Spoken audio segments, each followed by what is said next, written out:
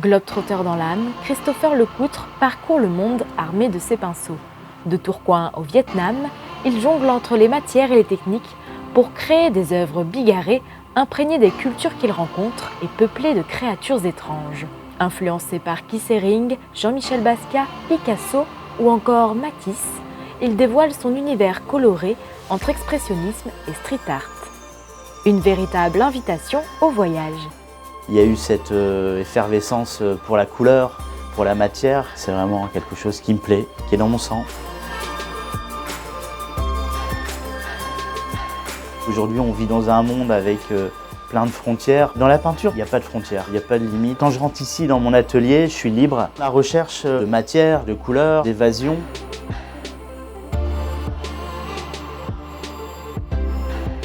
J'aime beaucoup mes petits monstres, que j'appelle mes bestioles. J'utilise beaucoup de couleurs et après j'aime travailler avec un contour noir très accentué pour faire ressortir ces couleurs. On parle du Brésil, mais si on regarde bien, il y a toujours mes petites bestioles qui arrivent avec des cœurs, des grandes gueules, des dents, des éclats.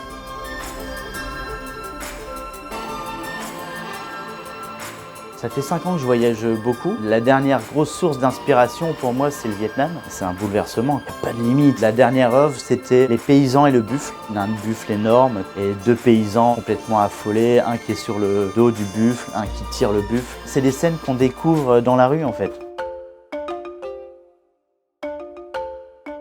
J'ai des souvenirs incroyables là-bas au Vietnam. Je travaillais pour un hôtel assez haut de gamme. En tant qu'artiste, j'interviens pour animer, faire des ventes, des expositions. Je commence à réaliser cette toile et là, il y a un moment assez fort, un cireur de chaussures qui vient me voir. Au Vietnam, c'est quelqu'un de très pauvre. Je lui dis, bah vas-y, peins. On peignait plus ou moins à 2 sur cette toile. Une fois ma toile finie, je remballe, on discute. J'ai le client américain qui m'interpelle. Il m'explique qu'il avait vu la toile de A à Z. Il y avait ce graphisme, mais en plus une histoire assez incroyable. C'est ce qui me plaît, de rien contrôler.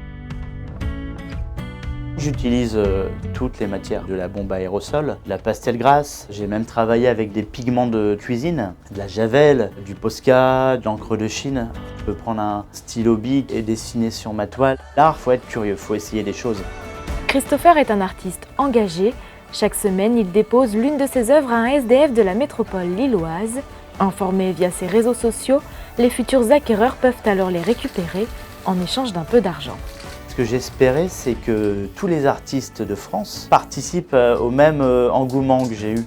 Parce que c'est quelque chose d'assez simple. C'est des œuvres qui vont me prendre 20 minutes. Ça fait le bonheur de ce monsieur et du futur acquéreur. J'ai un peu gagné mon pari parce que dans le Sud, ils ont repris cette action. Le but, c'est que tout le monde s'y mette.